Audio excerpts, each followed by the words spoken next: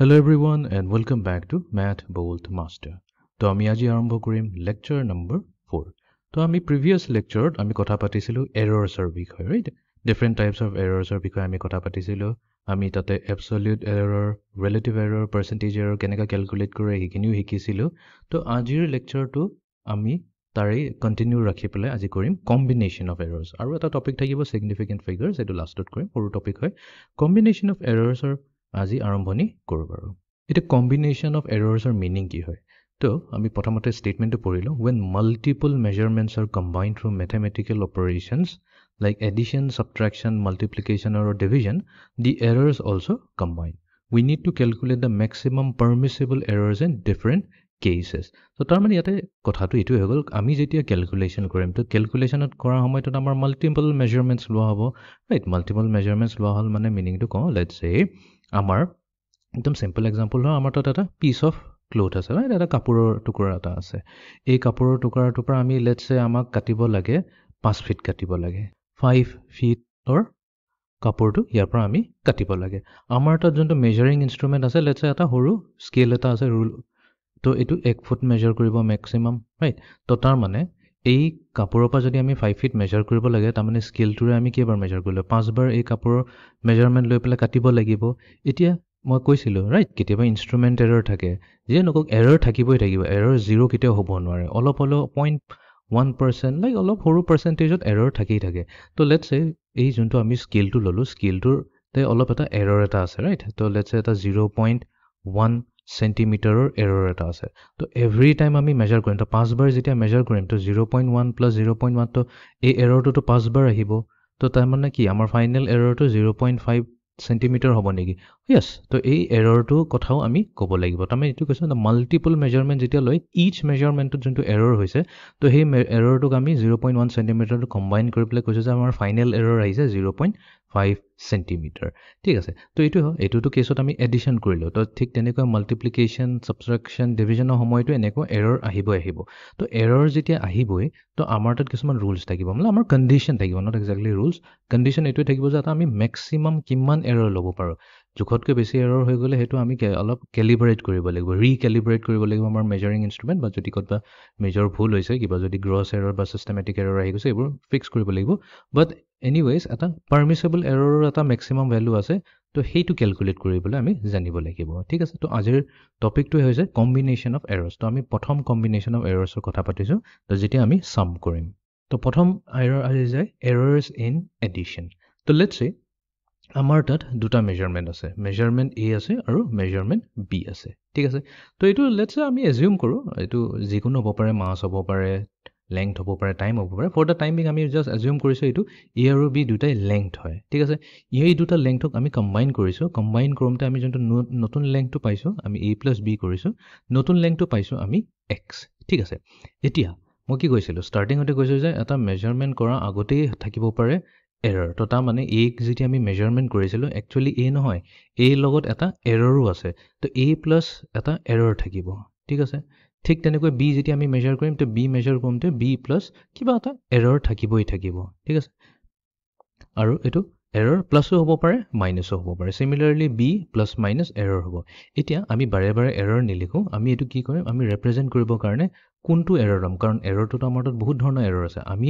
লম এবসলিউট এৰৰটো লম delta A value যোনটো আমাৰ এবসলিউট এৰৰ হৈছে সিমিলাৰলি B প্লাস মাইনাস এৰৰ যে আমি কি কম B plus minus delta B মানে কি হৈছে B ৰ এবসলিউট এৰৰ তো এতিয়া আমি এড কৰি দিম তো এড যদি কৰো তো আমিতো A plus B আমিতো এটো এজিউম কৰিছো কি A আৰু B সব ঠিকে থাকে আছে একো এৰৰ নাই তো A টো যদি এৰৰ নাই B টো যদি এৰৰ নাই তেনে হলে A plus B আমাক X দিব এইটো হৈছে নম্বৰ 1 ঠিক আছে এইটো হৈছে আমাৰ এৰৰ ফ্ৰী মেজাৰমেন্ট আইডিয়াল হয় এটো কিতেও এক্সিষ্ট নকৰে বাট আমি এজিউম কৰিছো যে এটা আইডিয়াল ক্যালকুলেশন হৈছে এটো আমাৰ এৰৰ ফ্ৰী ক্যালকুলেশন একচুয়ালি এটো আমাৰ এৰৰ ফ্ৰী ক্যালকুলেশন ঠিক আছে এতিয়া বাট অৰিজিনালিটো আমাৰ এৰৰ থাকিবই থাকিব তো A ত কিবা এৰৰ থাকিব A plus minus delta A ঠিক তেনেকৈ B টো এৰৰ থাকিব B plus minus delta B লিখিব লাগিব আমি এক্স্যাক্টলি A লিখিব নোৱাৰো তো এই জায়গাত আমি এৰৰ ডেল্টা A যোনটো আমাৰ হৈছে এবসলিউট এৰৰ হেতু আমি প্লাস মাইনাস কৰি দিছো সিমিলাৰলি ডেল্টা বি প্লাস মাইনাস কৰিছো বি লগত তো আমি এৰ মেজাৰমেন্ট উইথ এৰৰ প্লাস বিৰ মেজাৰমেন্ট আৰু তাৰ এৰৰ লৈছো তেনেহলে আমি যোনটো ফাইনেল মেজাৰমেন্ট পাম x তো x টো নহব তো তাৰ মানে কি ইয়াৰো এটা এৰৰ আহিব ডেল্টা x বুলিয়ে কম হেতু তো তাৰ মানে এতিয়া এৰেঞ্জ কৰিলো x plus minus delta x equals to a plus b টো প্ৰথমতে লিখিলো আৰু এৰৰখিনি একেলগে লিখো plus minus delta A plus minus delta B. Furthermore, আৰু যদি arrange কৰিলো del x plus delta x equals to A plus B. Plus minus, তো দুটাতে plus minus আছে, plus minus যদি common লইলো আমি কি পাম delta A plus delta B. এটা both sides আমি compare কৰি চাওঁ কাৰণ ideally আমাৰ কি হ'ব লাগিছিল x equals to a plus b হ'ব লাগিছিল হেতুটো আমি already number 1 তে কৈ থৈছো তো তাৰ মানে কি ইয়াতে x আৰু a plus b আমি cancel কৰি দিব পাৰিম তো আমাৰ তাত কি থাকিল delta x equals to plus minus a plus minus তো থাকিব left hand side delta a plus delta b ঠিক আছে or আমি simply ক'ব পাৰো যে আমাৰ যোনটো এডিশন কৰাৰ পিছত যোনটো আমাৰ absolute error আহিব ফাইনেল মেজাৰমেন্টটো হেতু কি হ'ব যোনটো আমাৰ অৰিজিনাল মেজাৰমেন্ট a আছিল তাৰ absolute error লম আৰু plus absolute error of b লম তো এটোই হৈ যায় আমাৰ maximum permissible error তো তা মানে ফাইনাল ক্যালকুলেশন কৰা সময়ত আমি অৰিজিনাল a এৰ কিমান এৰৰ আছিল হেতু লম আৰু b এৰ কিমান absolute error আছে হেতু লম দুইটাকে সাম কৰি দিম এটোই হৈ যাব আমাৰ error in addition or maximum permissible error in addition I hope এখিনি ক্লিয়াৰ হৈ গল এটা নিউমেৰিকেল ৰে কৰিছা বস্তুটো আৰু ক্লিয়াৰ হৈ যাব problem number 1 The lengths of two rods are recorded as L1 this is 25.2 plus minus 0.1 centimeter and L2 value is 16.8 plus minus 0.1 centimeter. Find the sum of lengths of two rods with the limit of error. Very simple problem. So yate prothomota ami note down korilo ji bostubur amak dia goise. So yate amak L1 or length to dise 25.2 plus minus 0.1 centimeter. Etia is a plus 0.1 this obviously it is our error right but your meaning to ki hoy your meaning to etu hoise the 25.2 plus minus dia ase to ebar ami plus kori do 0.1 0.1 er logot jodi add kori dio tena hole ami pam 25.3 aru 25.2 pra jodi ami 0.1 tok minus kori dio tena hole ami pam 25.1 tar mane your meaning to ki hoise amar jonto length hobo tar minimum length hobo 25.1 aru maximum jabo 25.3 year meaning to এটো যে আমাক G ইনস্ট্ৰুমেন্ট দি এই মেজাৰমেন্টটো কৰাৰ পিছত 25.2 plus minus 0.1 centimetre টো দিলে G ইনস্ট্ৰুমেন্ট তো তাৰ মানে ইনস্ট্ৰুমেন্টত কিবা এটা এৰৰ আছে অলপ এৰৰ এটা আছে জিৰো এৰৰ হৈছে 0.1 সেন্টিমিটাৰ সেই এৰৰ যদি আমি ইয়াতে ল তাৰ এফেক্টটো ল তেনে হলে তাৰ মিনিমাম ভ্যালু 25.1 যাব তাৰ তলত যাব নৰে 25.1 হ'ব বা ম্যাক্সিমাম যাব 25.3 এই মাজতে এই যোনটো ৰেঞ্জ অফ ভ্যালু দি আছে 25.1 আৰু 25.3 ইয়াৰ মাজতে থাকিব তাতকৈ কম হ'ব নৰে তাতকৈ বেছি হ'ব নৰে হেতুই হৈছে আমাৰ এৰৰৰ মিনিং এতে প্লাস মাইনাস 0.1 কৰাৰ ঠিক তেনেকৈ L2 আছে L2 ৰ মেজাৰমেন্ট দিয়া আছে 16.8 প্লাস মাইনাস 0.1 সেন্টিমিটাৰ ঠিক আছে তো এতিয়া আমাক কি কৈছে sum of length তো নাও আমি কম নাও sum of lengths কি হৈ যাব sum of lengths হৈ যাব simply L1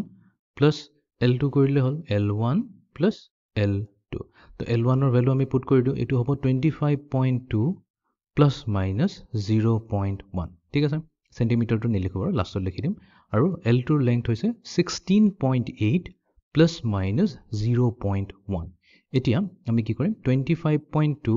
আৰু 16.8 টো সেপাৰেটলি এড কৰি দিম প্লাস মাইনাস ৰাখো কমন আৰু ইফালে 0.1 plus 0.1 কৰি দিম তাৰ মানে দুইটাৰে এৰৰটোক আমি ইন্ডিভিজুয়ালি এড কৰি দিম সো 25.2 plus 16.8 কি দিব এটোই দিব আমাক ভ্যালু সো 8 আৰু 2 হৈ গল আমাৰ 10 তো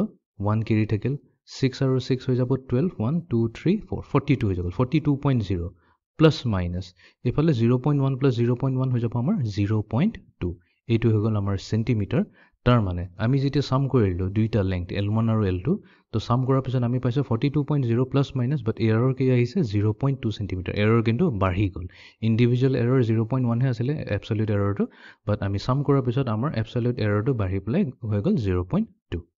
তো আই হোপ এখিনি ক্লিয়াৰ হৈ গল আমি সাম কৰোমতে কেনেকা আমাৰ এৰৰটো আহে ঠিক তেনেকৈ আমাৰ ডিফাৰেন্সও আছে নেক্সট আমাৰ থাকিব এৰৰ ইন ডিফাৰেন্স তো আমি কি কৰিম দুটা মেজাৰমেন্ট লম a লম আৰু b লম ঠিক আছে তো এটো তো হৈছে আমাৰ ideal measurement a and b তো একচুয়াল মেজাৰমেন্ট কি হ'ব a plus minus delta A আৰু বি হ'ব আমাৰ B plus minus delta B error থাকিবই থাকিব তো আমি কি কৰিব বিচাৰিছোঁ আমি কৰিব বিচাৰিছোঁ x equals to a minus B but এইটো হৈছে আমাৰ আইডিয়েল কণ্ডিশ্যন ঠিক আছে এইটো আমি 1 কৰি পেলাই ছেপাৰেট কৰি দিওঁ নাও আমি কৰিম x plus minus delta X right plus minus delta X হ'ব ইকুৱেলছ টু তো এই জেগাত আমি লিখিম a plus minus delta A minus B plus minus delta B এতিয়া অলপ কেয়াৰফুলি কৰিব লাগিব তো ব্ৰেকেটটো খুলি দিওঁ তো প্ৰথমটোত একো প্ৰব্লেম নাই a প্লাছ মাইনাছ ডেল্টাই থাকিব নেক্সট মাইনাছ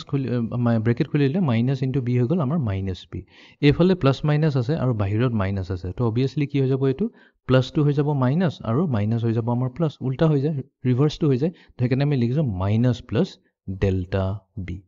এবাৰ হৈ গ'ল ইকুৱেলছ টু এ আৰু এ মাইনাছ বিটোক আমি একেলগে লিখি লওঁ এ মাইনাছ বি ঠিক আছে আৰু এইফালে আমাৰ থাকি গ'ল plus minus delta A minus plus delta B X plus minus delta X যিহেতু আমি কৈয়ে থৈছোঁ X equals to A minus B এইটোতো আমাৰ আইডিয়েলি হয় তো আমাৰ কি থাকিব plus minus delta x equals to A minus বিটো গুচি গ'ল এইফালে থাকিল আমাৰ plus minus delta A minus plus delta B এতিয়া ফাইনেলি যদি আমি প্লাছ মাইনাছ চাইনটো গুচাই দিওঁ তো ডেল্টা এক্স হৈ যাব delta A plus delta B ইয়াতে একচুৱেলি মাইনাছটো নাহে ইয়াতে এইটোৱে কৈ আছে তাৰ মানে ইভেন ডিফাৰেঞ্চ কৰা সময়টো আমাৰ যোনটো ফাইনেল এৰৰ আহিব মানে ফাইনেল মেজাৰমেণ্টটো হৈছে এক্সটো পাইছোঁ আমি এ মাইনাছ বি কৰি তো যোনটো আমাৰ ফাইনেল মেজাৰমেণ্ট আহিব তাতে আমি কি কৰিম ইণ্ডিভিজুৱেল এৰৰ যোনটো আহিছে এ আৰু বিৰ ডেল্টা এ আৰু ডেল্টা বি সেই দুটাৰ চামহে ল'ব লাগিব ডিফাৰেঞ্চ ল'ব নালাগে এৰৰ কেতিয়াও মাইনাছ নহয় তো ইয়াতে আমি কি কৰিম ডেল্টা এক মানে ডেল্টা যোনটো হৈছে আমাৰ এবছলিউট এৰৰ অফ মেজাৰমেণ্ট এ এইটোক এড কৰি দিম এবছলিউট এৰৰ অফ মেজাৰমেণ্ট বি তো ডিফাৰেঞ্চৰ কেছতো আমাৰ এৰৰ এড হৈ যায় তো এক্সাম্পল এটা কৰি চাওঁ problem number 2 The initial temperature of a given liquid is recorded as θ1 equals to 25.4 plus minus 0.1 degree Celsius. তো generally physics ত আমি θ চিম্বলটো ইউজ কৰোঁ টেম্পাৰেচাৰক denote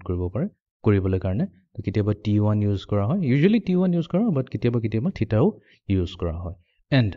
on heating its final temperature is recorded as θ2 equals to 52.7 plus minus 0.1 degree Celsius. ঠিক আছে এতিয়া কি সুধিছে আমাক সুধিছে find the increase in temperature তাৰ মানে ইনিচিয়েলি মানে কৈছে আৰম্ভণিতে আমাৰ যোনটো টেম্পাৰেচাৰ আছিলে এটা লিকুইড আছে সেই লিকুইডৰ টেম্পাৰেচাৰ প্ৰথমতে মেজাৰ কৰা হৈছে 25.4 প্লাছ মাইনাছ 0.1 ডিগ্ৰী চেলচিয়াছ ঠিক আছে তো ইয়াত এৰৰ আছে আমাৰ এবছলিউট এৰৰ আছে 0.1 ঠিক আছে প্লাছ মাইনাছ 0.1 ডিগ্ৰী চেলচিয়াছ তো এইটো মেজাৰ কৰা হৈছে আৰম্ভণিতে লিকুইডৰ টেম্পাৰেচাৰ তাৰপিছত কি হৈছে লিকুইডটো হিট কৰা হৈছে হিট কৰাওঁতে তাৰ টেম্পাৰেচাৰ অবভিয়াছলি ইনক্ৰিজ হ'ল তো ইনক্ৰিজ হৈ পেলাই থিটাটো হৈ গৈছে আৰু অলপ দেৰিৰ পিছত তাৰ মেজাৰমেণ্টটো ৰেকৰ্ড কৰা গৈছে 52.7 প্লাছ মাইনাছ 0.1 ডিগ্ৰী চেলচিয়াছ এতিয়া আমাক সুধিছে find the increase in temperature increase ৱৰ্ডটো চাই পেলাই এইটো নাভাবিবা যে ইয়াতে এড কৰিব লাগিব নহয় ইনক্ৰিজ মানে অৰিজিনেলি আছিলে 25.4 ইনক্ৰিজ হৈ পেলাই হৈ গ'ল 52.7 ইনক্লুডিং এৰৰ তো তেনেহ'লে আমাৰ ইনক্ৰিজ ইন টেম্পাৰেচাৰ হ'ব তো আমি লিখিম increase in temperature হৈ যাব আমাৰ ফাইনেল ভ্যালুটো মানে কোনটো থিটাটো হৈছে আমাৰ ফাইনেল টেম্পাৰেচাৰ মাইনাছ ইনিশিয়েল টেম্পাৰেচাৰ যোনটো আৰম্ভণিতে আছিলে টেম্পাৰেচাৰ তো ফাইনেল মাইনাছ ইনিশিয়েল কৰিলে আমি ইনক্ৰিজ ইন টেম্পাৰেচাৰ পাই যাওঁ তো আমি পুট কৰি দিওঁ ভ্যালুটো তো থিটাটো ভ্যালু প্ৰথমতে আহিব 52.7 প্লাছ মাইনাছ 0.1 ডিগ্ৰী চেলচিয়াছ ঠিক আছে minus θ1 তো θ1 হ'ব 25.4 plus minus 0.1 degree Celsius ঠিক আছে তো আমি কি কৰিম 52.7 minus 25.4 কৰি লম প্ৰথমতে সো 52.7 minus 25.4 সেপাৰেটলি কৰি লম ঠিক আছে তাৰপিছত দিম আমি প্লাছ মাইনাছ এতিয়া মই কি কৈছিলো ইভেন ডিফাৰেন্সৰ কেছতো আমাৰ এৰৰ কি হৈ যায় এৰৰো এড হৈ যায় বিকজ যদি আমি মাইনাছ কৰিলোহেঁতেন তেনেহ'লে কি হ'লেন 0.1 ডিগ্ৰী প্ৰথমটোৰ পৰা আহিব থিটাটোৰ পৰা মাইনাছ সেকেন্ডৰ পৰা 0.1 ডিগ্ৰী আহিলেতেন সাপোজ তো মাইনাছ কৰিলে কি হ'ব এৰৰটো 0 হৈ গ'ল বাট এৰৰ কেতিয়াও 0 নহয় এৰৰ সদায় থাকিবই থাকিব সেই কাৰণে সেই প্ৰবলেমটো নহ'ব কাৰণে আমি কি কৰিছো এৰৰক সদায় আমি এড কৰি দিওঁ এবছলিউট এৰৰটো ইভেন মাইনাছ কৰা সময়টো আমি এড কৰি দিওঁ তেনেহ'লে আমাৰ ভ্যালু কি আহিব সো 7 - 4 হৈ যাব আমাৰ 3 সো ডেসিমেলটো আহি গ'ল সো 2 - 5 তাৰ মানে 12 - 5 এফালে হৈ গ'ল আমাৰ 7 সো 5 - 2 5 to 2 না এটা 4 হৈ গ'ল 4 - 2 হৈ যাব 2 সো 27.3 প্লাছ মাইনাছ তো 0.1 প্লাছ 0.1 হৈ গ'ল 0.2 এইটো হৈ গ'ল আমাৰ ফাইনেল ক্যালকুলেশন মানে ইমান degree Celsius 27.3 degree Celsius plus minus 0.2 degree Celsius এইটো এৰৰো আমি ক'ব লাগিব ইমানখিনি টেম্পাৰেচাৰ ইনক্ৰিজ হৈছে তো এইটোৱে হৈছে আমাৰ এৰৰ ক্যালকুলেশন তো এতিয়াটো গমেই পালা প্লাছ আৰু মাইনাছ তাৰ মানে যেতিয়া আমি সাম লৈ আছো দুটা বা মোৰ দেন ওৱানো হ'ব পাৰে ফিজিক্যাল কোৱান্টিটিৰ সাম বা ডিফাৰেন্স লৈ আছো তেনে তেতিয়া কি হ'ব ফাইনেল আনসাৰত আমি কি কৰোঁ এৰৰটোক সিম্পলি এড কৰি দিলে হ'ল এতিয়া আমি যে আহি যাওঁ থাৰ্ড কেছ লৈ থাৰ্ড কেছত কি কৰিম এবাৰ আমি দুটা বেলেগ ফিজিক্যাল কোৱান্টিটিজৰ মেজাৰমেন্ট লব আৰু উইথ এৰৰ আৰু তাহাঁতক আমি মাল্টিপ্লাই কৰি দিম মাল্টিপ্লাই কৰাৰ পিছত যোনটো আমাৰ ফাইনেল এৰৰটো আহিব সেইটো কেনেকৈ ক্যালকুলেট কৰে আমি সেইটো শিকিম তো এইবাৰ আমি বুজিব চেষ্টা কৰিম এৰৰছ ইন প্ৰডাক্ট তো লেটছ সে এগেইন আমাৰ তাত দুটা আছে ফিজিক্যাল কোৱান্টিটি হিহঁতৰ আমি প্ৰডাক্ট লৈছো তো x হৈছে আমাৰ final measurement x equals to a into b এইটো আমি দি দিওঁ নম্বৰ 1 বাট আমি কৈছো যে x কি হয় x হৈছে actually x plus delta x আৰু ইফালে a হৈছে a এটো প্লাছ মাইনাছ হ'ব a plus minus delta a আৰু b হৈ যাব equals to b plus minus delta b প্ৰডাক্টটো কেছত অলপ কেয়াৰফুলি চাবা তো তেনেহলে আমাৰ ক্যালকুলেশনটো কি হ'ব এৰৰ যেটা আমি ফাইনেল মেজাৰমেন্ট কৰিম তো আমাৰ আহিব x plus delta x a x ৰ জায়গাত আমি লিখিব লাগিব x plus delta x equals to product ল'ব লাগিব a plus minus delta a whole multiplied to b plus minus delta b ঠিক আছে আমি এটা ৰাইট হ্যান্ড সাইডৰ আৰম্ভ কৰোঁ আমি কি কৰিম জাস্ট ডিস্ট্ৰিবিউট কৰি দিলে হৈ গ'ল সো প্ৰথমতে a মাল্টিপ্লাই হ'ব b plus minus delta b লগত আমি পাম ab plus minus a into delta b plus minus এফালে আকৌ এবাৰ ডেল্টা a মাল্টিপ্লাই কৰিম b plus minus delta b লগত আমি পাম b ইনটু ডেল্টা a তো plus minus delta a into delta b ঠিক আছে এতিয়া x প্লাছ ডেল্টা x আছে তো এইটোতো আমি অলৰেডি কেনসেল কৰি দিব পাৰিম যেহেতু x ইকুৱেলছ টু ab আমি কৈ দিছো আইডিয়েল ক্যালকুলেশনৰ মতে তো হ'ব delta x equals to plus minus a into delta b plus minus b into delta a এই যোনটো ফাইনেল ভ্যালুটো এই থাৰ্ড এইটো মানে ফোৰ্থ নম্বৰ ভ্যালুটো যোনটো আছে delta a into delta b এটোক আমি কনসিডাৰ নকৰো কনসিডাৰ নকৰাৰ এটা কাৰণো আছে বিকজ এৰৰ জেনাৰেলি বহুত সৰু থাকে এৰৰ যোনটো মেজাৰমেন্ট হয় এটো বহুতেই সৰু থাকে আৰু তাৰ ওপৰত আমি এবসলিউট এৰৰ লৈ আছো সৰুটোটো হৈ আছে আৰু দুটা এবসলিউট এৰৰ আমি প্ৰডাক্ট লৈ আছো তো অলৰেডি এটা এৰৰে ইমান সৰু তো দুটা এৰৰ যেতিয়া প্ৰডাক্ট লৈ লম হেতু ইমানে নেগলিজিবল হৈ যায় যে তো আমি জিৰো বুলি কনসিডাৰ কৰিব পাৰিম তো delta a into delta b আমি কনসিডাৰ নকৰো তো আমাৰ তাত থাকি গল delta x equals to plus minus common লৈ ল a delta b plus b delta a এটোই থাকি গল ঠিক আছে এতিয়া আমি কি কৰিম গুটি লেফট হ্যান্ড সাইড আৰু ৰাইট হ্যান্ড সাইডক আমি x এৰে ডিভাইড কৰিম ঠিক আছে x এৰে আমি ডিভাইড কৰি দিম তো আমি পাম ইফালে delta x divided by x plus minus তো ইফালে কৰিব লাগিব ইচ টাৰ্ম দুটা টাৰ্ম আছে তো আমি কম a into delta b divided by x plus এটো এটি ক্লিয়াৰ হৈ যাব কি কৰি আছো b into delta a divided by x ঠিক আছে বাট আমি কি কৈছো x হৈছে তো ইকুৱেলছ টু ab তো আমি ab ৰে সাবস্টিটিউট কৰি দিও তো ডেল্টা a ফলৰ x টো থাকক a ফলৰ x টো x এ থাকক এফালে আমি একো নকৰো এইটো সাইডে আমি ৰাইট হ্যান্ড সাইডে যোনটো ডিনোমিনেটৰত x আছে এটোক ab ৰে সাবস্টিটিউট কৰি দিম কাৰণটো কেলে আমি ইয়াতে a আৰু a কেনসেল কৰি দিব পাৰিম সিমিলাৰলি আমি যদি সেকেন্ড টাৰ্মলৈ যাও b into delta a divided by x x হৈছে আমাৰ ab তো ইয়াতে কেনসেল কৰিবলৈ ইজি হ'ব a আৰু a গুচি গল আৰু ইফালে b আৰু b গুচি গল তো থাকিল আমাৰ delta x divided by x equals to plus or minus delta b divided by b plus delta a divided by a ঠিক আছে এতিয়া আমি যে এটো কৰিলো delta x divided by x এটো একচুয়ালি হৈছে আমাৰ ৰিলেটিভ এৰৰৰ ডেফিনেশন ৰিলেটিভ এৰৰ তো আমি ইয়াতে কি কৰিছো ৰিলেটিভ এৰৰটো ওলাই আছো প্ৰডাক্টৰ কেছত সিমিলাৰলি delta b divided by b কৰা মানে কি এটো ৰিলেটিভ এৰৰ কাৰ b ৰ ৰিলেটিভ এৰৰ হৈ গল সিমিলাৰলি ডেল্টা a ওভাৰ a হৈ গল আমাৰ a ৰ ৰিলেটিভ এৰৰ তো তাৰ মানে ইন কেস অফ প্ৰডাক্ট আমি ডাইৰেক্টলি এবসলিউট এৰৰটো নলও আমি ৰিলেটিভ এৰৰৰ কেছটো লও তো আমি কি কৰো ডেল্টা x over x হলো যোনটো আমাৰ ফাইনেল ক্যালকুলেশনৰ এৰৰ হ'ব তাৰ ৰিলেটিভ এৰৰটো হ'ব হেতু সিম্পলি কি হ'ব delta b over b plus delta a over a কৰি দিলে হ'ল এনেকা কৰি দিলে আমি পাই যাও আমাৰ এৰৰটো এটা একচুয়ালি এই প্লাস মাইনাস সিম্বলটো নাথাকে এইটো মই ইয়াতে কৰা নাছিলো এটো প্লাস মাইনাস ডেল্টা x আছে তো আমি x এ কেনসেল কৰিলো delta plus minus delta x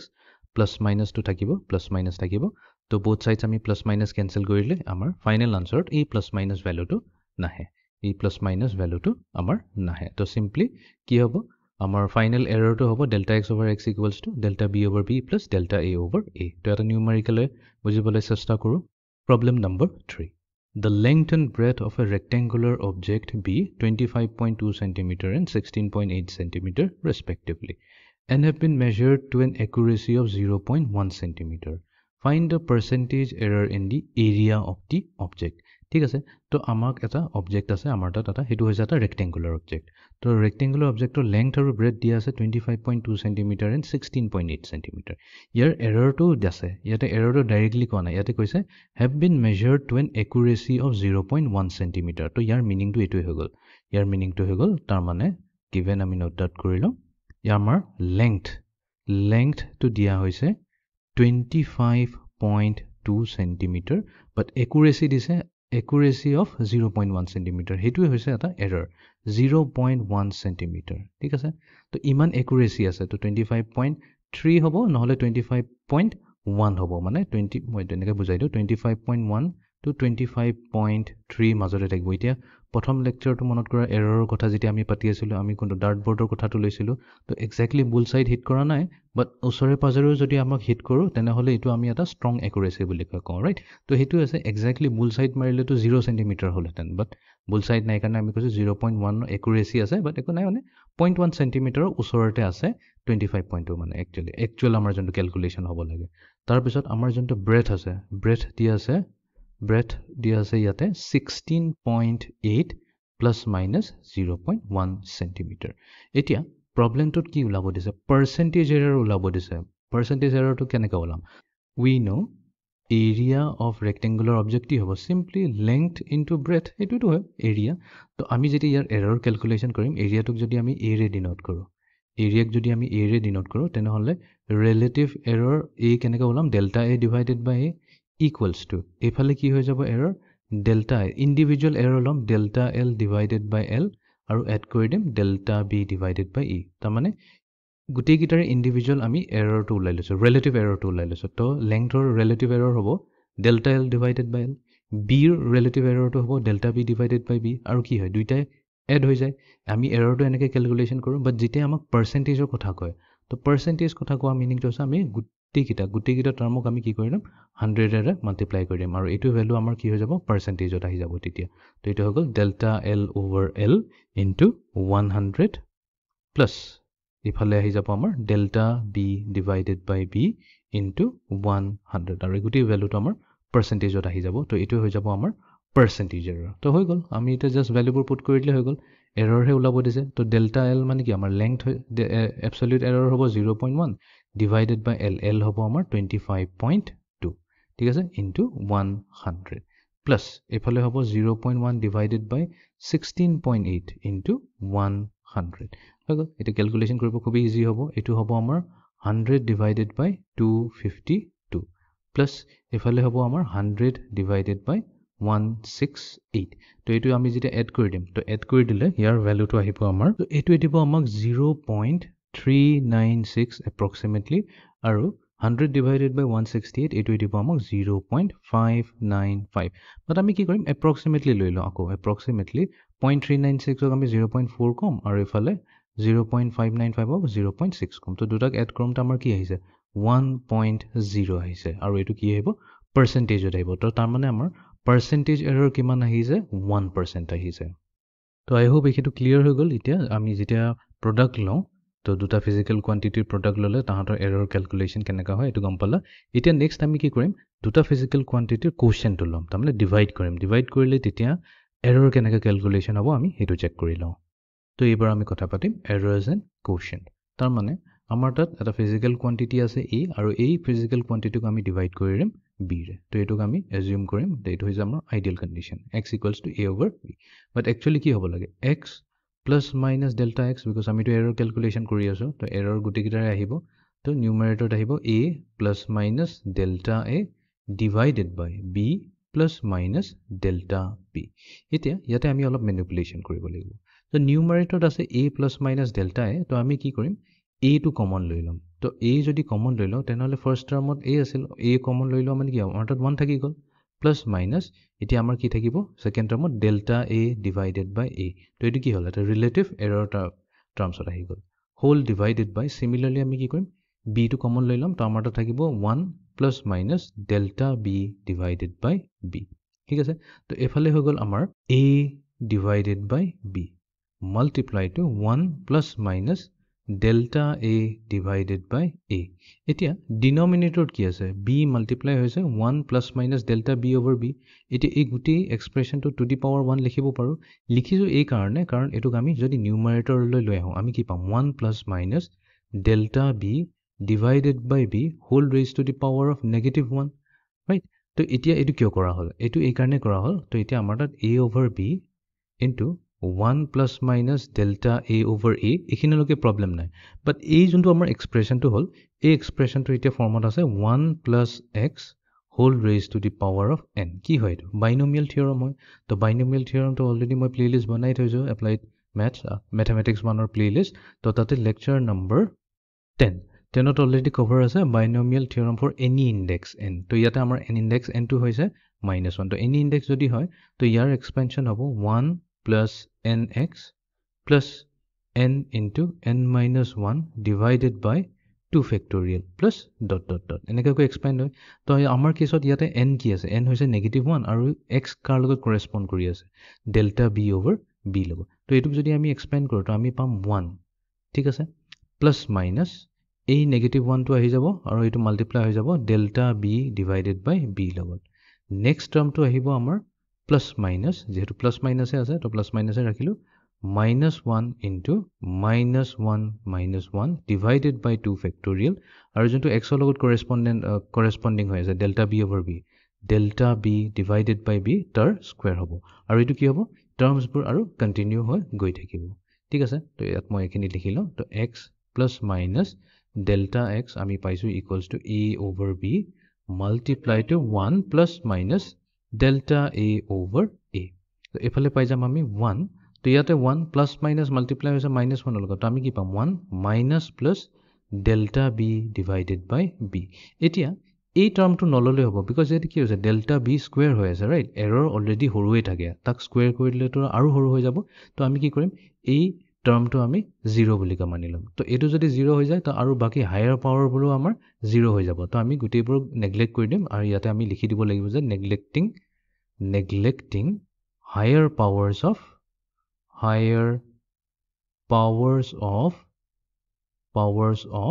delta b over b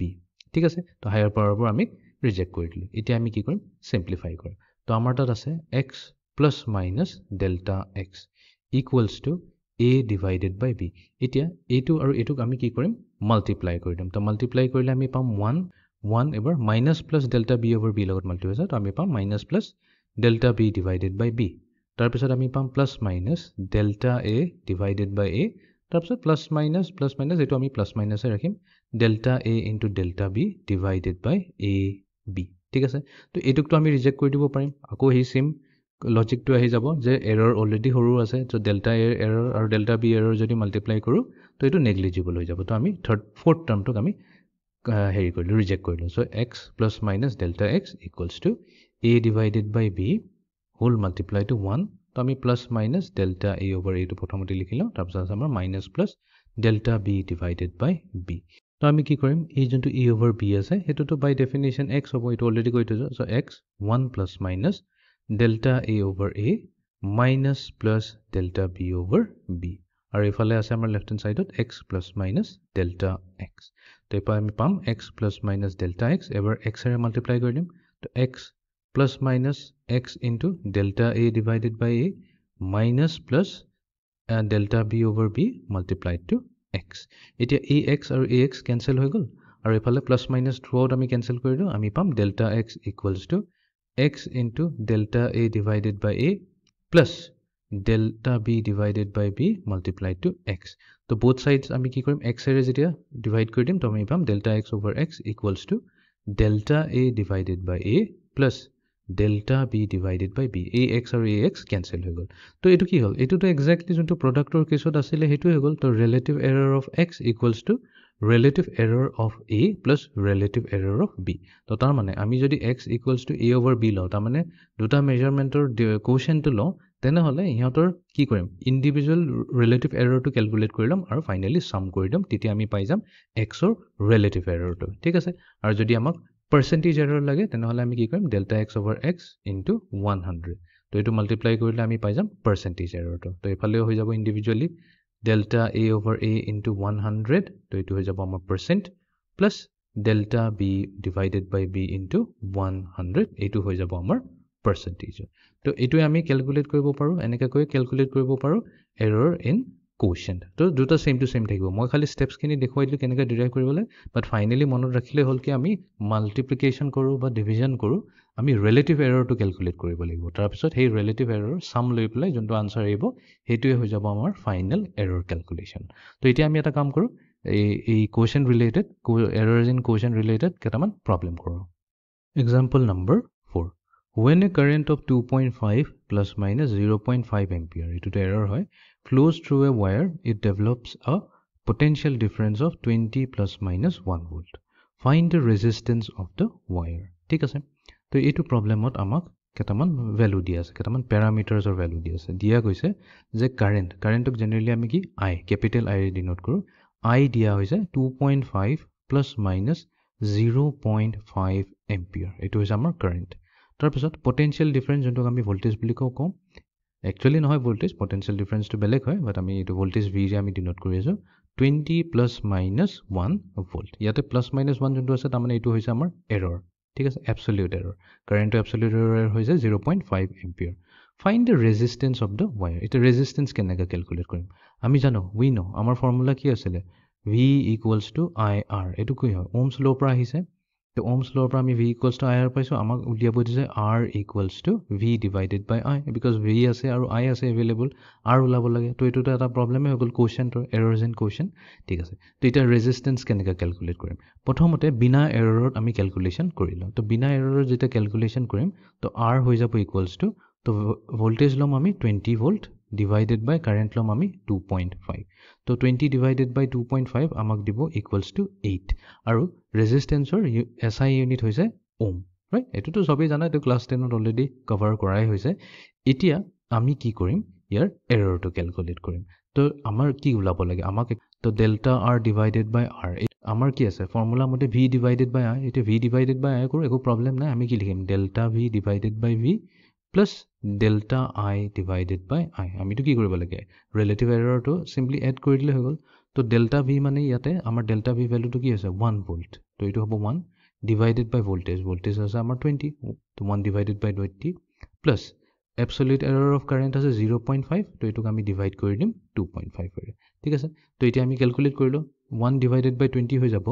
0.05 plus আৰু ইফালে 0.5 divided by 2.5 এটো হৈ যাব আমাৰ 0.2 তো দুটা সাম কৰিলে আমি কি পাম 0.25 এতিয়া আমি যোনটো এটো 0.25 পালো এটো কি হয় ৰিলেটিভ এৰৰ পাইছো ৰাইট আমাক ৰিলেটিভ এৰৰ না লাগে আমাক এবসলিউট এৰৰ লাগে তো ৰিলেটিভ এৰৰ ডেল্টা r হৈ যাব ইকুৱেলস টু 0.25 আৰু এই r টো ইয়ালৈ ক্ৰস মাল্টিপ্লাই হৈ গল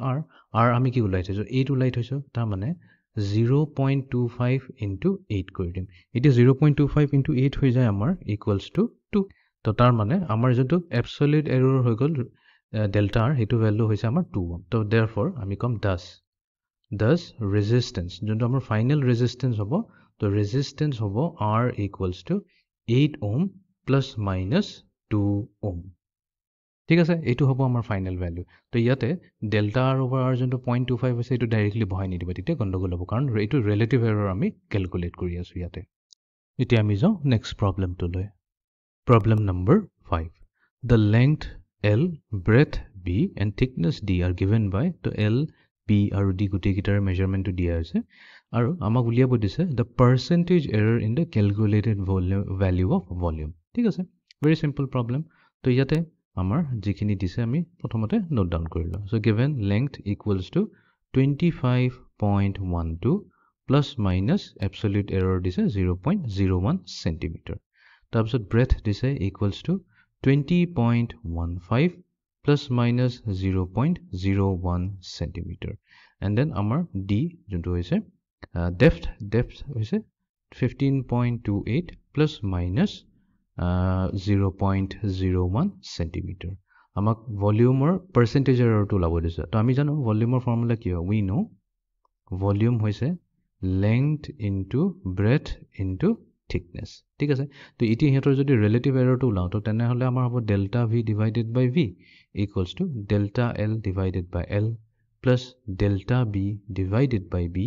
plus delta d divided by d but আমাক কি ওলাব আমাক ওলাব দিছে পাৰ্চেণ্টেজ এৰৰ তো আমি ক'ম delta v divided by V into 100 এইটো হৈ যাব আমাৰ percentage equals to delta L divided by L into 100% plus delta B divided by B into 100% plus delta D divided by D into 100%. তো আমাৰ তাতো সব ভ্যালুবোৰ available আছে তো আমি substitute কৰি দিম আৰু আমি পাই যাম আমাৰ percentage error of volume ঠিক আছে তো put কৰি দিম তো delta L ৰ জায়গাত কি আহিব 0.01 আহিব 0.01 divided by L হৈছে আমাৰ 25.12 তো মাল্টিপ্লাই হ'ব 100 per লগত তো এইটো আদিব পাৰ্চেন্টেজৰ ভ্যালুটো প্লাছ ডেল্টা বি হ'ব আমাৰ 0.01 ডিভাইডেড বাই বি বি হৈছে আমাৰ 20.15 এইটো হ'ব ইনটু 100% প্লাছ ডেল্টা ডি হৈ যাব আমাৰ 0.01 ডিভাইডেড বাই ডি ডি হৈছে আমাৰ 15.28 ইনটু 100% ঠিক আছে তো এতিয়া আমি এইখিনি ক্যালকুলেট কৰি লওঁ তো ক্যালকুলেট কৰিলে আমাৰ ভ্যালু আহিব 0.154% তো এইটোৱে হৈ যাব আমাৰ পাৰ্চেন্টেজ এৰৰ অফ ভলিউম ঠিক আছে তো আমি এটা লিখিম does the percentage error in volume the percentage error in volume আহিছে 0.154% এইটো হৈ গ'ল আমাৰ ফাইনেল ক্যালকুলেশনৰ ভ্যালুটো এতিয়া এটা কেস আহি যায় যদি আমাৰ ফাইনেল মেজাৰমেন্টটো যোনটো আছে তাতে কিবা পাৱাৰ থাকে এক্সপোনেন্টস থাকে তেতিয়া আমি তাৰ এৰৰ ক্যালকুলেশন কেনেকৈ কৰিম ফৰ এক্সাম্পল আমাৰ তাত যদি থাকে x equals to a to the power of n বা বলে থাকে x ইকুৱেলছ টু এনেকা আছে বলে square root of a b divided by c cube এনা ফৰ্মেটত আছে তো তেনেকা ইহঁতৰ এৰৰ ক্যালকুলেশনটো কেনেকৈ কৰিম ঠিক আছে তো এৰৰ ক্যালকুলেশন কৰিবৰ কাৰণে ইয়াতে মই এটা ট্ৰিক এটা শিকাই দিও তো জেনাৰেলি কি হয় এইটো লগাৰিথম চেপ্টাৰটোৰ আমি হেল্প ল'ম ইয়াতে লগাৰিথম হেকানে মই কৈছো এটা বহুত পাৱাৰফুল ম্যাথমেটিক্যাল টুল হয় তো ম্যাথমেটিক্স 1 সিৰিজটোত লেকচাৰ নম্বৰ 11 টো এবাৰ চাই ল'ব তাতে মই লগাৰিথমৰ প্ৰপাৰ্টিজবোৰ ভালদৰে কৰাই থৈছো বহুতখিনি নিউমেৰিকেলছো আছে তো এটো তাতে যদি এটো ক্লিয়াৰ হৈ থাকে তেনেহলে এতিয়া যোনটো আমি কৰিম এটো ইজিলি ক্লিয়াৰ হৈ যাব তো আমি প্ৰথম কেছটো ল যত আছে x equals to a to the power of n ঠিক আছে এটো একচুয়ালি স্ট্যান্ডাৰ্ড টেক্সটবুক মেথড নহয় এটো এটা জাস্ট অল্টাৰনেটিভ হয় বস্তুটো মনত ৰাখিবলৈ কাৰণে কেনেকৈ ক্যালকুলেশন কৰিম তো যেহেতু দিয়া আছে x equals to a to the power n আমি কি কৰিম both sides log লৈ লম তো আমি পাম log x equals two log a to the power of n ঠিক আছে তো এফালে থাকিব আমাৰ log x ইকুৱেলছ টু আমাৰটো প্ৰপাৰ্টি আছে a n টু কি হ'ব ফ্ৰন্টলৈ আহি যাব তো এইটো সিম্পলি হৈ যাব n multiply to log of a এতিয়া আমি কি কৰিম যত log x আছে তাতে log x টো আমি সাবস্টিটিউট কৰি দিম delta x divided by x এৰে তো এইটো আমাৰ ৰিলেটিভ এৰৰ হৈ যাব x ৰ n টো যেহেতু এটা নাম্বাৰ আছে এটো যেনেকা আছে তেনেকৈ থাকিব n মাল্টিপ্লাই হৈ থাকিব আৰু এফালে log এৰ জায়গাত আমি দেখিম delta a divided by a ঠিক আছে তো এইটোৱে হৈ যাব আমাৰ error x equals to a to the power n ৰ যদি আমি এৰৰ টো ক্যালকুলেট কৰিব বিচাৰিছো তো আমাৰ ফৰ্মুলা হৈ যাব delta x over x equals to n into delta a over a same টেকনিকটো আমি ইয়াতো ইউজ কৰিব পাৰিম তো ইয়াতে আমি কি কৰিম log of x লৈ লম এফালে লৈ লম log of আমাৰ আছে square root of ab over c cube তো আমি কি কৰিম ab divided by c cube এতিয়া স্কয়াৰ ৰুটটো গুছাই পেলাই লিখি দিম whole to the power of half তো এফালে হৈ যাব আমাৰ log of x equals to তো হাফ ফ্ৰন্টলৈ গুছি আহিব তো এফালে দিব আমাৰ half log of ab divided by c cube ঠিক আছে তাৰপিছত আমি পাম log of x equals to half এতিয়া লগৰ প্ৰপাৰ্টি কি হয় log যদি আমাৰ থাকে a by b log a by b যদি থাকে তো প্ৰপাৰ্টি কয় আমি পাই যাম log a minus log b তো এই প্ৰপাৰ্টিটো আমি এপ্লাই কৰি দিও তো আমি কি পাম তো ব্ৰেকেটত ৰাখিব লাগিব log ab numerator log of numerator minus log of denominator c cube ঠিক আছে ফাৰ্দাৰ সিম্পলিফাই কৰো এটো হ'ব আমাৰ half log of ab এটা কি আছে log আছে এটা product ab তো log a into b যদি থাকে এটো হৈ যায় আকৌ log of a plus log of b তো আমি কি লিখিম log a plus log b ঠিক আছে minus তো এটা 3 টো কি আছে পাৱাৰত আছে c কিউব হৈছে তো এটো ফ্ৰন্টলৈ আহি যাব এটো দিব আমাক -3 log c ঠিক আছে তো ইয়াতে আমি প্ৰপাৰ্টি ইউজ কৰিছো log of a to the power b যদি হয় তো এটো হ'ব আমাৰ b log a ঠিক আছে এই প্ৰপাৰ্টিটো ইউজ কৰিলো এতিয়া আমি কি কৰো হাফেৰে মাল্টিপ্লাই কৰি দিও গুটেই কিটা তো আমি পাম half log a plus half log b minus 3 divided by 2 log c তো এটো হৈ গল আমাৰ log x ঠিক আছে তো এতিয়া আমি কি কৰিম log x to আমি substitute কৰি দিম delta x divided by x এৰ আমাৰ relative error to ঠিক আছে equals to half a log a জায়গাত আমি দিম delta a divided by a plus half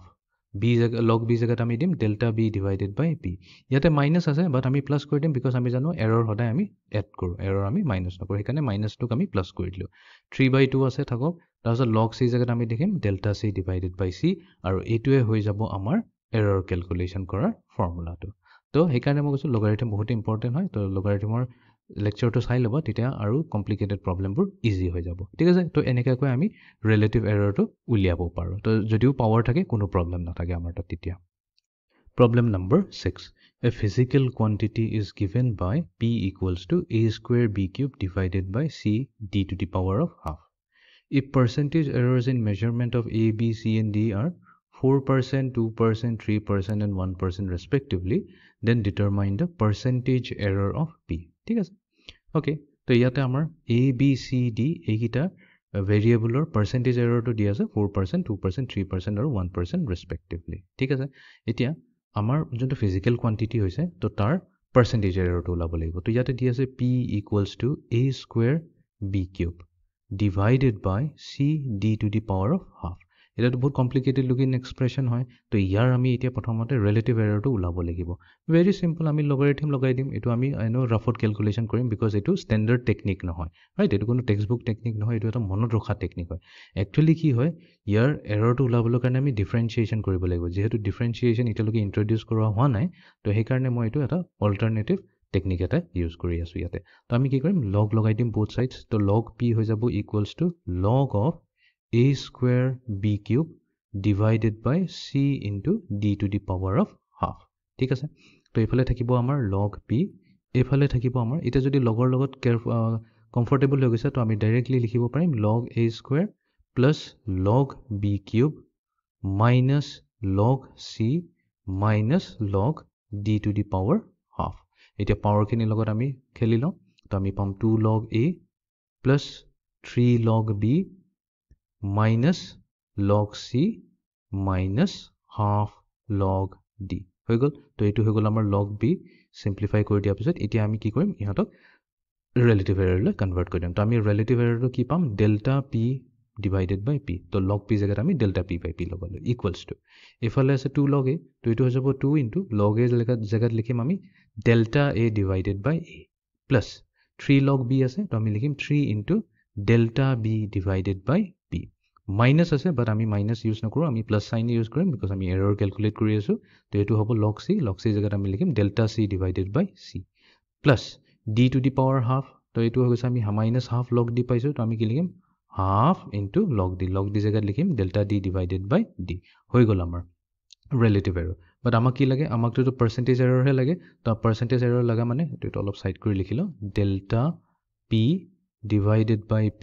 into 100% কৰিলে আমি percentage error to পাই যাম তো আমি কি কৰিম যেহেতু গুটেই কিটা টাৰ্ম 100 ৰে মাল্টিপ্লাই হৈছে তো আমি কি কৰিম একেলগে গুটেই কিটা কমন লৈ প্লাই into 100% কৰি দিম একো প্ৰবলেম নহয় ঠিক আছে এতিয়া আমি ভ্যালুবোৰ পুট কৰি দিও তো এতিয়া এটো কি হ'ব delta a divided by a into 100% হ'ব right plus 3 into delta b divided by b into 100% plus next term to hoise delta c divided by c into 100% আৰু last term to hoise amar plus half multiply to delta d divided by d into 100% ঠিক আছে এটো কি হল এটা আমাৰ গুটেখিনি percentage error to দিয়া আছে right এটো হৈছে আমাৰ কাৰ a এর percentage error তো a এর percentage to error to হৈছে 4% তো এটো হ'ব আমাৰ simply 4% plus 3 into এটো হৈ গৈছে আমাৰ b এৰ percentage error তো এটো দিয়া আছে আমাৰ 2% তো এটো হ'ব 2% 3 into 2% plus delta c over c into 100 এটো c দিয়া আছে আমাৰ 3% plus half multiply to delta d over d এটা মানে এটো দিয়া আছে আমাৰ 1% হৈ গ'ল এতিয়া আমি গুটেখিনি সিম্পলিফাই কৰি দিও সো 2 * 4% হৈ গ'ল আমাৰ 8% 3 * 2% হৈ গ'ল আমাৰ 6% প্লাস 3% প্লাস এফালে হৈ গ'ল আমাৰ 0.5% গুটেখিনি এড কৰি দিও 8 + 6 হৈ গ'ল আমাৰ 14 14 + 3 হৈ গ'ল আমাৰ 17 তো এটো হ'ব 17.5 17.5 হৈ যাব ইয়াৰ পার্সেন্টেজ এরর তো আমি কম final 10 percentage error of P is 17.5% আৰু এইটো হৈ গ'ল আমাৰ ফাইনাল আনসাৰ ঠিক আছে দেখাত বহুত কমপ্লিকেটেড যদি আমি লগাৰিথম জানো তেনে হলে আমি কুইকলি ইয়াৰ ৰিলেটিভ এৰৰটো নোট ডাউন কৰি ল'ব পাৰিম আৰু ৰিলেটিভ এৰৰ পাই গ'লে তো পাৰ্সেন্টেজ এৰৰ ইমিডিয়েটলি ওলাই আহে তো ভ্যালুবোৰ পুট কৰি পেলাই আমি ইজিলি পাৰ্সেন্টেজ এৰৰ ক্যালকুলেট কৰি ল'ব পাৰিম তো আই হোপ এতিয়া কম্বিনেশন অফ এৰৰ্স কেনেকৈ কৰে এইখিনি গুটেখিনি ক্লিয়াৰ হৈ গ'ল এতিয়া আমি যাও নেক্সট টপিকটো লৈ যোনটো হৈছে আমাৰ এটা simple topic significant figures significant figures কি হয় এবাৰ definition to চাই লও significant figure of a given numbers are those important or significant digits which convey the meaning according to its accuracy কি আছিল যিমান ট্ৰু ভ্যালুৰ ওচৰত থাকিব হেতুকে আমি accurate measurement বুলি কয় কম ঠিক আছে ইয়াতে এক্সাম্পলত হৈছে 6.658 ইয়াতে চাৰিটা ডিজিট আছে তো এটোই আমি কম 4 significant digit হয় ঠিক আছে digit আৰু significant digitৰ মাজত কিন্তু ডিফাৰেন্স থাকিব ঠিক আছে then a substantial figure provide precision to the number তো যিমান significant digit থাকিব হিমান precise হৈ যাব তাৰ মানে হিমান আমি ভাল ভ্যালু এটা পাম they are also termed as significant digits তো actually definition of I hope basic clear হোৱা নাই তো ইয়াৰে কেটামান rules আছে তো কেটামান rules আছে সেই rules কিটাক আমি মনত ৰাখিব লাগিব তেতিয়া আমি significant figures বা significant digits উলাম কেটা আছে তেতিয়া আমি পটককৈ ক'ব পাৰিম তো এতিয়া আমি পটককৈ significant figures বা significant digits rules কিনি চাই লওঁ so সবতকৈ প্ৰথম rule টো হৈছে very simple rule all non-zero digits are significant তাৰ মানে আমাৰ যোনটো দিয়া থাকিব নাম্বাৰ এটা দিয়া থাকিব এই নাম্বাৰত যদি নন জিৰো ডিজিটস থাকে যেনেকৈ 1 এটা নন জিৰো ডিজিট হৈছে 98745 ঠিক তেনেকৈ তো আমি সিম্পলি কৈ দিম যে এই নাম্বাৰটোত আমাৰ টোটাল কেটা আছে 1 2 3 4 5 6 6 significant digits আছে very simple প্ৰথম ৰুলটোত কোনো প্ৰবলেম নাই এতিয়া আমি যাও নেক্সট ৰুলটো লৈ যেতিয়া 0 আহি যায় তেতিয়া অলপ আমি কেয়াৰফুল থাকিব লাগে নেক্সট ৰুলটো কৈছে 0 যদি আহি যায় তেনেহলে আমি চাব লাগিব যে সেই 0 দুটা সেই 0 খিনি যদি দুটা নন জিৰো ডিজিটৰ মাজত থাকে তেতিয়া হলে আমি এই 0 কিটাকো কাউন্ট কৰি লম যেনেকৈ এক্সাম্পলত 108.0097 ইয়াতে ডেসিমেল পইণ্টক চাব নালাগে ডেসিমেলটোক চাব নালাগে এতিয়া এই প্ৰথম 0 টো যোনটো আছে এটো কোনটো 1 আৰু 8 ৰ মাজত আছে যেহেতু 1 হৈছে এটা নন জিৰো নম্বৰ 8 হৈছে এটা নন জিৰো নম্বৰ এই 0 টোক এজ আ সিগনিফিকেন্ট ডিজিট বুলি কৈ আমি কাউন্ট কৰি লম সিমিলাৰলি এই দুটা 0 কাৰ মাজত আছে 8 আৰু 9 ৰ মাজত আছে তো সেই কাৰণে এই দুটাও সিগনিফিকেন্ট হৈ যাব সো টোটাল এতিয়া আমি কাউন্ট কৰিলে কেটা ডিজিট আছে 1 2 3 4 5 6 7 তো টোটাল আমাৰ ইয়াতে 7টা সিগনিফিকেন্ট ডিজিটস আছে ঠিক আছে এতিয়া আমি যাও নেক্সট ৰুলটো লৈ all zeros that are on the right of a decimal point and also to the left of a non-zero digit is never significant তো ইয়াতে কোৱা হৈছে যে all zeros to the right of a decimal তো আমাৰ যোনটো decimal point আছে এইটো হৈছে decimal pointer right side তো right side কি হ'ব এই দুটা 0 আহি গল and also to the left of a non-zero digit তাৰ মানে এইটো আহি গল আমাৰ first non-zero digit 7 তো 7 ৰ left side চাও দুটা 0 আছে আৰু এটো ডেসিমেল পইণ্টৰ এফালে আছে ৰাইট সাইডে আছে তো তেতিয়া কি হ'ব এটো কেছত আমাৰ ইয়াতে কি হ'ব এটো আমি কাউন্ট নকৰো এই ইয়াতে টোটাল একচুয়ালি তিনটা সিগনিফিকেন্ট ডিজিটে থাকিব মানে অকল 7 9 আৰু 8 কে আমি কাউন্ট কৰিম বাকি এই তিনটা 0 ক আমি সিগনিফিকেন্ট বুলি নধৰো যদি এই 0.0 ৰ জায়গা যদি 2.00798 হল তেতিয়া এটো মই এটো ক'ব বিচাৰিছো 2.00798 যদি হলহেতেন তেতিয়াটো কি হলহেতেন তেতিয়াটো এই সেকেন্ড ৰুলটো হৈ গলহেতেন হেতু কেছত তেতিয়া আমি কম 6টা সিগনিফিকেন্ট ডিজিট আছে বাট আমাৰ কেছত কি আছে ডেসিমেল পইণ্টৰ ৰাইট সাইডে 0 আৰু ফাৰ্স্ট নন জিৰো ডিজিটৰ লেফট সাইডে যদি 0 থাকে তেতিয়া আমি এটো সিগনিফিকেন্ট বুলি নধৰো আমি তেতিয়া অকল নন জিৰো পৰাই কাউন্ট কৰিম 798 এইখিনি হৈ যাব আমাৰ সিগনিফিকেন্ট ডিজিট সো এই কাৰণে এই এক্সাম্পলটোত অকল তিনটা সিগনিফিকেন্ট ডিজিটস আছে এতিয়া আমি যাও 4th নম্বৰ ৰুলটো লৈ এবাৰ suppose এবাৰ কৈছে all zeros that are on the right of a decimal point are significant only if a non-zero digit does not follow them তো previous exampleটোত কি কৈছে 0.00785 যদি থাকে তেনে হলে আমাৰ ইয়াতে কেটা significant digit থাকিব 3 significant ডিজিট থাকিব ৰাইট এটো কৈছিলো কাৰণ আমি কি কৰিম ডেসিমেলৰ ৰাইট সাইডে চাম তাতে জিৰোজ আছে বাট আমাৰ এই জিৰো য'ত হেক হৈছে জিৰো হেক হোৱাৰ পিছত এটা নন জিৰো ডিজিট আহিছে তো এইটো কেছত আমি কি কৰিম এটাৰ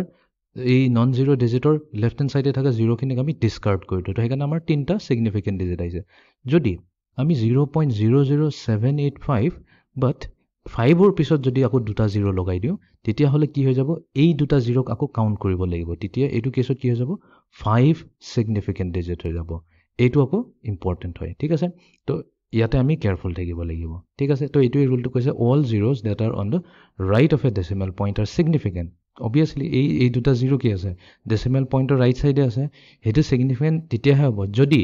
এ non zero digit does not follow them non-zero digit does not follow them তো যেনেকৈ আমাৰ এই প্ৰবলেমটো দি আছে 20.00 তো কেটা সিগনিফিকেন্ট ডিজিট থাকিব ইয়াতে 4 সিগনিফিকেন্ট ডিজিট আছে বিকজ আমিতো কৈ আছো এই জিৰোটো তো কাউন্ট হ'বই তাৰ পিছত ডেসিমেল পইণ্টৰ এফালে ৰাইটত থকা এইকিটা জিৰোখিনিও কাউন্ট হ'ব all the zeros to the right of last তাৰমানে rightmost non-zero digit are not significant তো আমাক দিয়া আছে 2020 তো আমি যেটা লেফট টু ৰাইট যাম এই 2 হৈছে আমাৰ ৰাইট মোষ্ট একদম লাষ্টত থকা নন জিৰো ডিজিট তাৰ যোনটো সাইডত আছে জিৰোটো হেতুক আমি কাউন্ট নকৰো তো এই কাৰণে 2020 যদি ল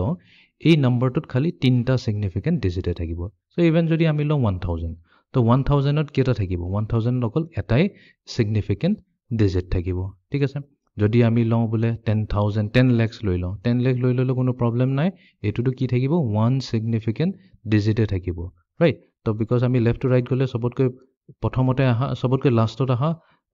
নন জিৰো ডিজিটটো হৈছে 1 তো 1 ৰ লগত লাগি থাকা আমি যিমান যাম আৰু ৰাইটলৈ যিমান জিৰোবোৰ থাকিব হেবোৰক আমি কাউন্ট নকৰো ঠিক আছে যদি লাষ্টত যদি 4 আহি গলহেতেন যদি এখিনি 4 এটা আহি গলহেতেন তেতিয়া কিন্তু কেছটো বেলেগ হৈ যায় তেতিয়া আমি জিৰোখিনি কাউন্ট কৰিম যেটো আমাৰ ৰুল নম্বৰ 2 হৈ যায় এতিয়া আমি আহি যাও লাষ্ট ৰুলটো লৈ all the zeros that are on the right of the last non-zero digit are significant if they come from a measurement এই same example to along ঠিক আছে same example to আমি কৈছো 2020 যদি লওঁ so 2020 কেটা আছে তিনটা significant digits আছে right 2020 তিনটা significant digit আছে but যদি আমি 2020 নকৈ প্লাই 2020 সেন্টিমিটাৰ কৈ দিও তাৰমানে এটা ইউনিট লগাই দিও এইটো কেছত কিন্তু ইয়াৰ কি হৈ যাব চাৰিটা significant figure হৈ যাব তাৰ এই লাষ্টৰ জিৰোটো কাউন্ট হৈ যায় তেতিয়া 4 significant digit আহি যাব তো আমি ৰুলছ খিনি এতিয়া গুটেখিনি কভাৰ কৰিলো তো এটা কাম কৰো বহুতখিনি ৰুলছ আছে কনফিউজন হৈ যায় বহুত টাইম বহুতৰে তো আমি কি কৰিম কেটামান নিউমেৰিকেল সলভ কৰো তেতিয়া কনফিউজনবোৰ ক্লিয়াৰ হৈ যাব problem number 7 state the number of significant digits in each of the following number 1 তো number 1 ত দি আছে 6729 নিউটন তো যেহেতু আমাৰ ইয়াতে চাৰিটা নন জিৰো ডিজিট আছে তো ৰুল নম্বৰ 1 মতে আমাৰ ইয়াতে টোটাল কেটা হ'ব চাৰিটা সিগনিফিকেন্ট ডিজিট হ'ব হৈ গল নম্বৰ 1 টো এতিয়া আহি যাও নম্বৰ 2 লৈ নম্বৰ 2 ত আছে 0.024 সেন্টিমিটাৰ এতিয়া আমি কি কৰিম ডেসিমেল পইণ্টৰ আমি ৰাইট হ্যান্ড সাইডে যাম তো 0 আছে আকৌ 0 য'ত হেক হৈছে তাৰ পিছত আহিছে এটা নন জিৰো ডিজিট যোনটো হৈছে 2 তো এটো কোনটো লাগিব এটো লাগিব আমাৰ ৰুল নম্বৰ 3 তো ৰুল নম্বৰ 3 মতে কি হ'ব আমি এই যোনটো আমাৰ ফাৰ্স্ট নন জিৰো ডিজিটটো আহিছে তো তাৰ লেফট হ্যান্ড সাইডে থকা গুটেখিনি জিৰোক আমি ডিসকাৰ্ড কৰি দিম তো আমাৰ তাত থাকিব অকল দুটা সিগনিফিকেন্ট ডিজিট তো এবাৰ আহি যাও নম্বৰ 3 লৈ সো নম্বৰ 3 ত আছে আমাৰ 6.0023 গ্ৰাম per মিটাৰ কেটা সিগনিফিকেন্ট ডিজিটস হ'ব তো সিগনিফিকেন্ট ডিজিটস ইয়াতে হ'ব টোটাল 5 বিকজ এটো কি ৰুল লাগি আছে ৰুল নম্বৰ 2 লাগি আছে দুটা নন জিৰো ডিজিটৰ ভিতৰত যদি 0 আহে তেনে হলে হেতুক আমি কাউন্ট কৰি লম তো ইয়াতে টোটাল 1 2 3 4 5 সিগনিফিকেন্ট ডিজিটস লাগিছে এটো হৈছে ৰুল নম্বৰ 2 ইউজ কৰি আমি পাইছো নম্বৰ 4 ত অলপ কেয়াৰফুল থাকিব লাগিব নম্বৰ 4 ত আমাৰ সাইন্টিফিক নোটেশনত দিয়া আছে 2.520 into 10 to the power of 7 ঠিক আছে এতিয়া 2.520 into 10 to the power of 7 ৰ আমি এনেকৈ লিখিব পাৰো 2.520 multiplied to ইয়াতে কি আছে ডেসিমেলৰ পিছত আছে আমাৰ তিনটা আছে 5 2 and 0 আছে তো আমি এটা কাম কৰি দিও 1000 এৰে মাল্টিপ্লাই কৰি দিও 1000 এৰে মাল্টিপ্লাই কৰিলে কি হ'ব 2520 হৈ যাব ডেসিমেলটো গুছি যাব বাট আমি 10 to the power 7 আছে তাৰ পৰা যদি তিনটা 0 অলৰেডি উলাই লও তেনে হলে কি থাকিব 10 to the power 4 থাকিব এতিয়া এই দুটা মাল্টিপ্লাই হৈ প্লাই আমাক দিলে 2520 ঠিক আছে আৰু এটো মাল্টিপ্লাই হৈছে কাৰ লগত 10 to the power 4 লগত তাৰমানে চাৰিটা 0 আৰু লাগিব 1 2 3 4 হৈ গল এতিয়া ইয়াতে কেটা সিগনিফিকেন্ট ডিজিটস হ'ব ইয়াতে আমাৰ অকল তিনটা সিগনিফিকেন্ট ডিজিটছ হ'ব যোনটো হ'ব 252 আমি এই 0 খিনিক কাউণ্ট নকৰোঁ এইটো কোনটো ৰুল হয় তো এইটো ইউজ হৈছে ৰুল নম্বৰ 5 তো ৰুল নম্বৰ 5 এইটোৱে কয় যদি আমাৰ নন জিৰ' ডিজিটছ থাকে নন জিৰ' ডিজিটছৰ পিছত যদি অকল 0 আহি থাকে তেনেহ'লে পিছৰ 0 খিনিক আমি কাউণ্ট নকৰোঁ দেন আমি আহি যাওঁ এতিয়া নম্বৰ 5লৈ 5ত আছে 0.08240 এইটো দিয়া আছে নিউটন পাৰ মিটাৰ স্কুৱেৰ এতিয়া আমি এইটোত কোনটো ৰুল লগাম এইটোত আমি এতিয়া ৰুল নম্বৰ এইটো যোনটো লগাইছিলোঁ এইটো ৰুলে লগাই দিম ৰুল নম্বৰ 3 তো এই 0 আৰু এই 0টো কাউণ্ট নহ'ব তো 8240 তো এইকেইটা কাউণ্ট হ'ব ইয়াত থাকিব আমাৰ টোটেল 4টা সিগনিফিকেন্ট ডিজিট ইভেন এই 0টো ইয়াতে আমাৰ কাউণ্ট হৈ যাব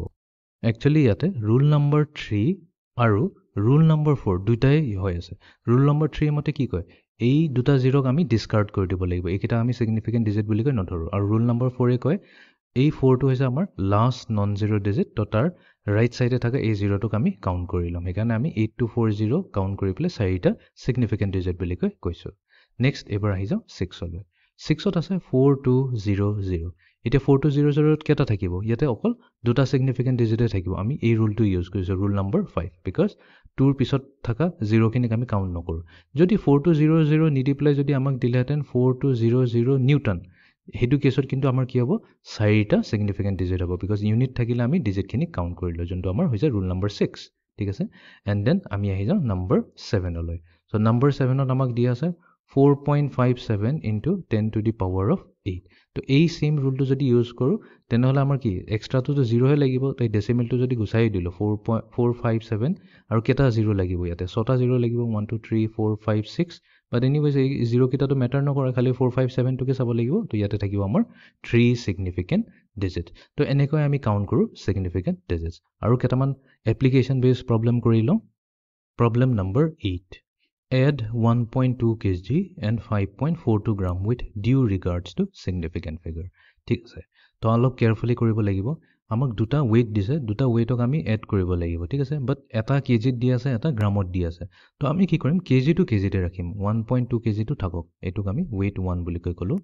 নেক্সট আমাৰ যোনটো weight 2 আছে এটো আমাক দিছে গ্ৰামত দিছে 5.42 গ্ৰাম বাট আমি এটো কি কৰিম কেজি লৈ যাম তো খালি কনভাৰ্জনটো মনত ৰাখিলে হ'ল কনভাৰ্জনটো কি আছিল 1000 গ্ৰামত আমাৰ কিমান থাকে 1000 গ্ৰামত থাকে আমাৰ 1 কেজি ঠিক আছে বাট আমাক আমি কি কৰিম ইউনিটাৰী মেথড ইউজ কৰি 1 গ্ৰাম উলিয়াই লম তো 1 গ্ৰামত কি হ'ব বোথ সাইড 1000 ৰে ডিভাইড কৰিলে হৈ গল সো 1 divided by 1000 কেজি হ'ব ঠিক আছে আমাৰ তাত কিমান আছে 5.42 গ্ৰাম আছে এই 1 গ্ৰামক 5.42 গ্ৰামলৈ লৈ যাবলৈ কি সিম্পলি মাল্টিপ্লাই কৰি দিলে হ'ল 5.42 লগত তো ইফালে যদি কৰিছো ৰাইট হ্যান্ড সাইডও কৰিব লাগিব তো 5.42 divided by 1000 টো তলত আছে এটো হৈ যাব আমাৰ কেজি তো এতিয়া আমি যেতিয়া এটো ডিভাইড কৰি দিম 1000 লৈ কি পাম আমি 0 পইণ্ট তো এফালে 5.42 আছে তো এই ডেসিমেল পইণ্টটো কেইবাৰ জাম্প মাৰিব তিনিবাৰ জাম্প মাৰিব from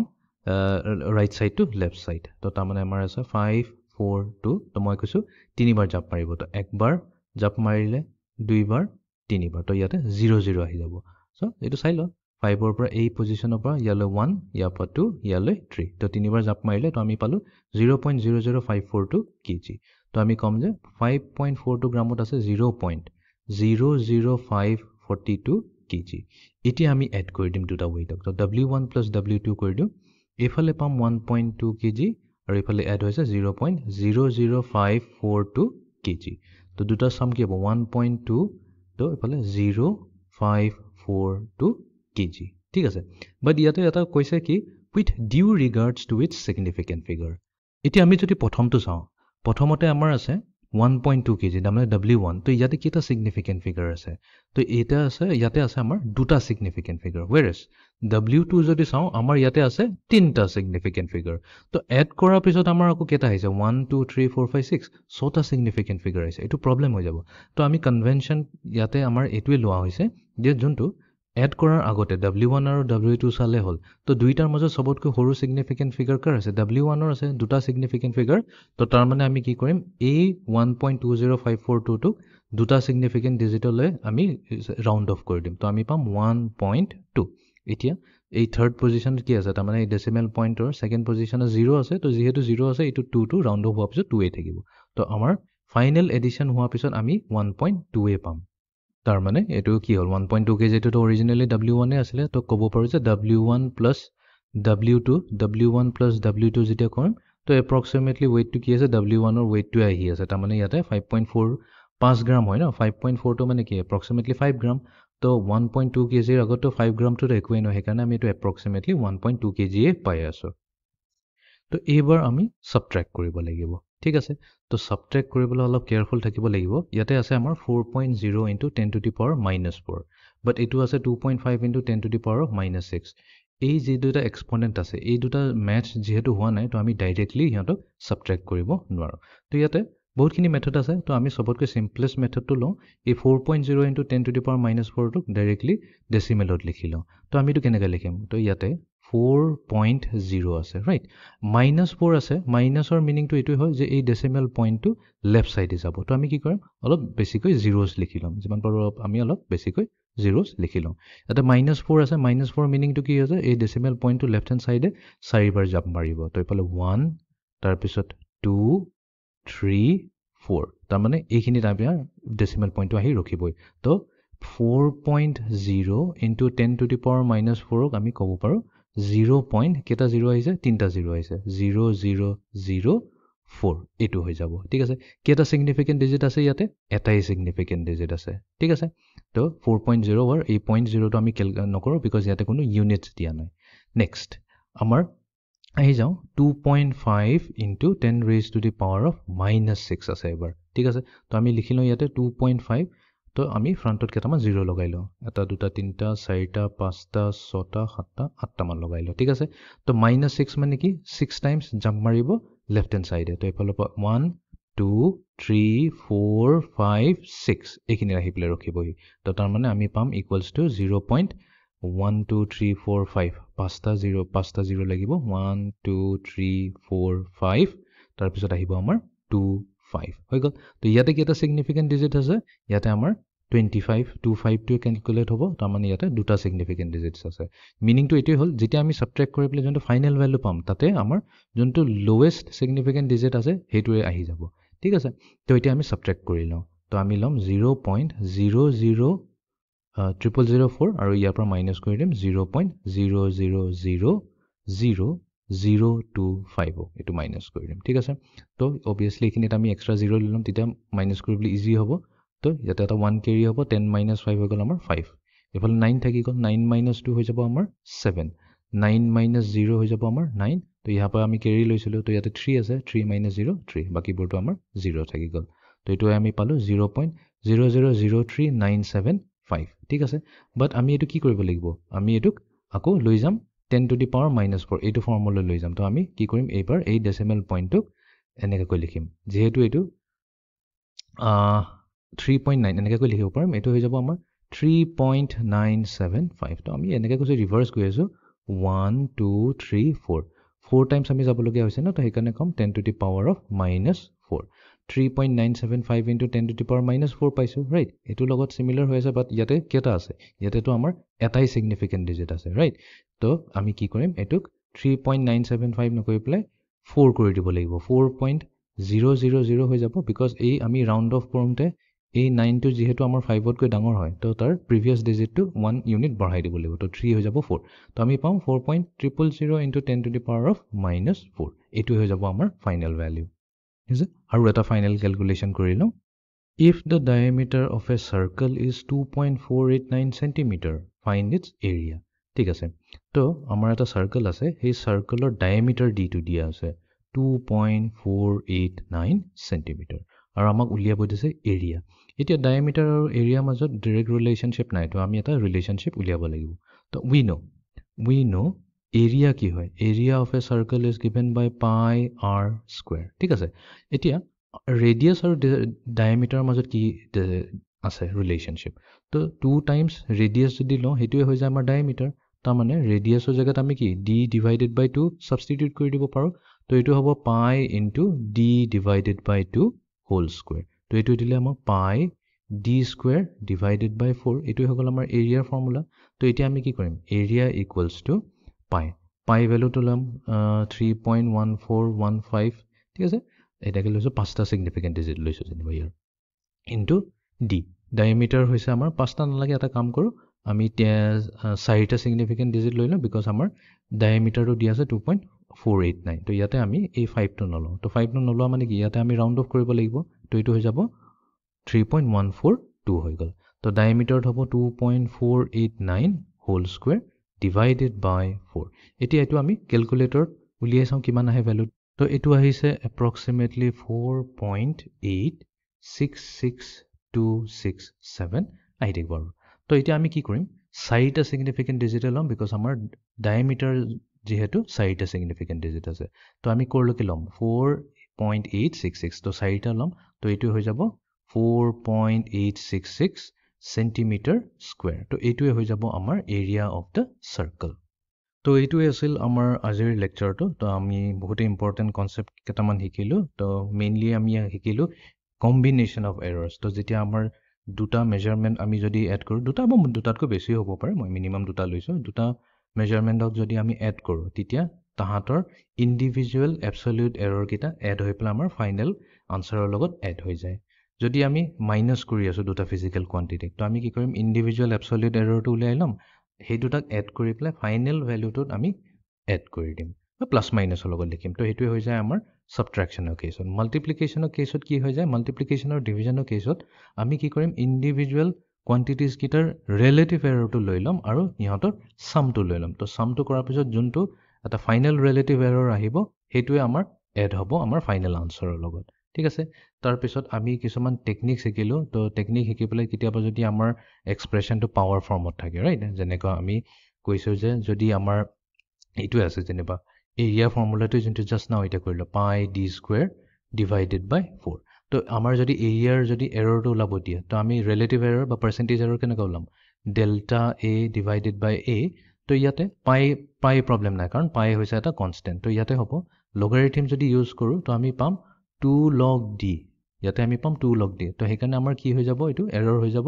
2 into delta d divided by d আৰু যদি আমাক পাৰ্চেণ্টেজ এৰৰটো লাগে তো ডেল্টা এ বাই এ ইনটু 100%ৰ লগত মাল্টিপ্লাই কৰি দিম তো এইফালেও কৰিব লাগিব 2 ডেল্টা d ডিভাইডেড বাই d ইনটু 100% তো এনেকৈ আমি পাৰ্চেণ্টেজ এৰৰ ওলাব পাৰিব তাৰপিছত আমি ছিগনিফিকেণ্ট ডিজিটছৰ কথা পাতিলোঁ ছিগনিফিকেণ্ট ডিজিটছ ওলাবলৈ কাৰণে আমি কেইটামান ৰুল মনত ৰাখিব লাগিব সেই ৰুলখিনি যদি মনত ৰাখে তেনেহ'লে ছিগনিফিকেণ্ট ডিজিটছ ওলোৱাত একো প্ৰব্লেম নহয় তো আমি আজিৰ লেকচাৰটো এইখিনিতে সমাপ্ত কৰিলোঁ so' see in the next lecture thank U